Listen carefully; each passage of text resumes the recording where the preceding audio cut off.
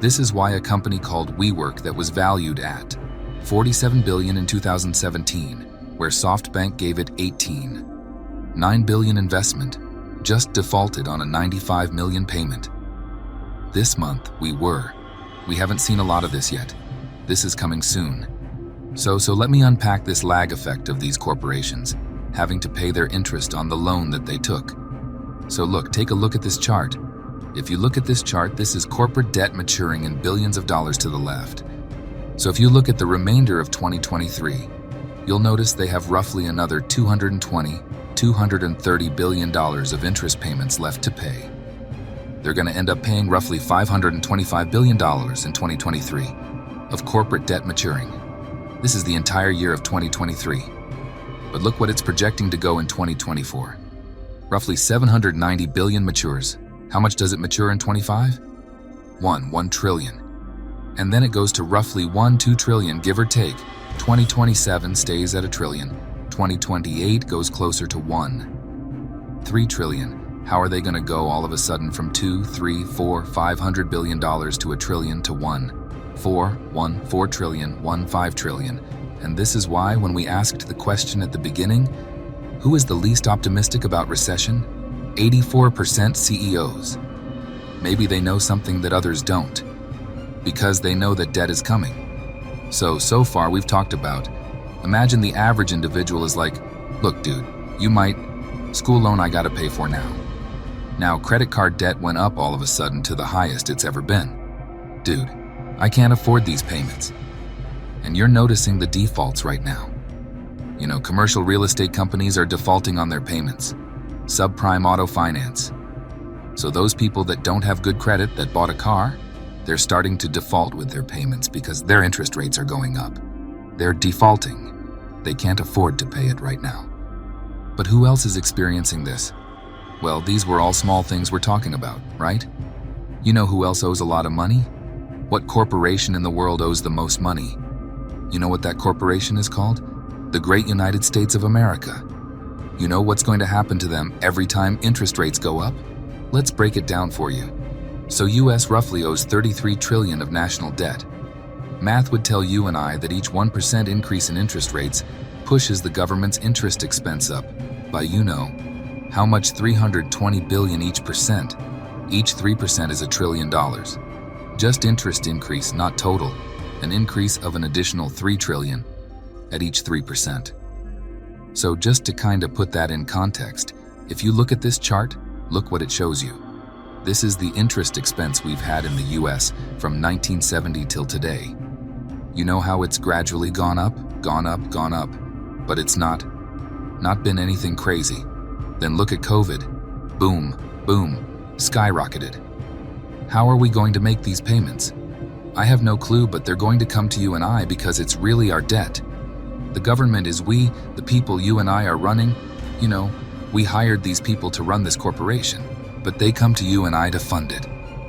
So guess who they're coming to very soon? You and I. There are certain things you look at to be motivated and excited about the future. You may want to skip this next chart here, but take a look at this chart here. So again, remember this corporation we're talking about called the United States of America? Here's what this is. The green is the tax revenue our government gets every year from you and I. The orange is our GDP. The blue is our interest payment. And the red is our debt, the 33 trillion debt. Look how many years ago in 1980, everything was right next to each other, just 43 years ago. They're neck and neck. All of a sudden, boom, the red goes off to the roof. Look at it, just skyrockets all the way to the top. GDP is a gradual growth. And guess what all of a sudden caught up to being the second highest now? It's our interest expense. This is not good news. This is why every time these guys don't want to go get their, balance their budget except they want to spend money. And people say, well, it's okay. Well, it's okay. You're just telling them don't do your job. It's okay. Keep spending money. I'm okay with that. This is our doing. 'Cause we voted these people in. You and I voted these people in, and they're managing us as finances in a reckless way. Okay? So if you're watching this and Pat, okay, so what's your point? Do you want me to start my day being worried? Should I be stressed out? Someone just shared this video with me and I'm sitting here saying, the hell is this all about? Am I supposed to not lock it up and just not spend any money and not do anything? Here's all I'm saying to you is, I subscribe to the concept of only the paranoid survive. I'll give you a story and wrap it up. Last night, Sunday night, I'm playing Monopoly with my 2 sons and my daughter. One of my sons decides to play very conservative and he's keeping and hanging on to all the cash.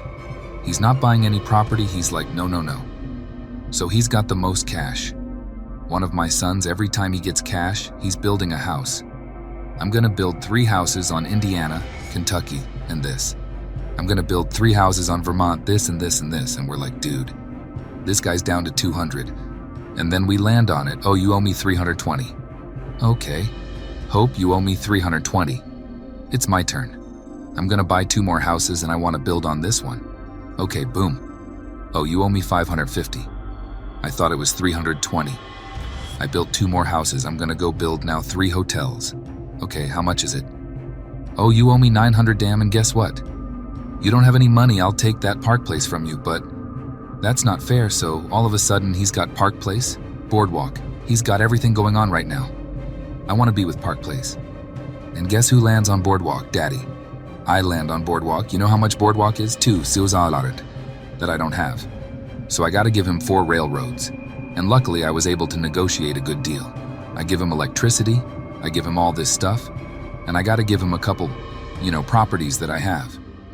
And next thing you know who ends up winning? The guy that took a little bit more risks than my other son did, and he wins the game of Monopoly. What does this mean? Does it mean go spend all your money right now? No. All it means is, if your tolerance for risk isn't high, don't take it, but don't expect to make a lot of money if you're going to be super conservative. But if you have some tolerance for risk, this may be a good time for you to be shopping certain things, because the next 3, 6, 12 months people may be very scared. And FYI, don't let the arrogance of people saying everything's gonna be okay, the market's not gonna crash, it's gonna be a recession soft landing. All I know is only the paranoid survive. Having said that, if you got value out of this video, give it a thumbs up, subscribe to the channel. Thanks for watching.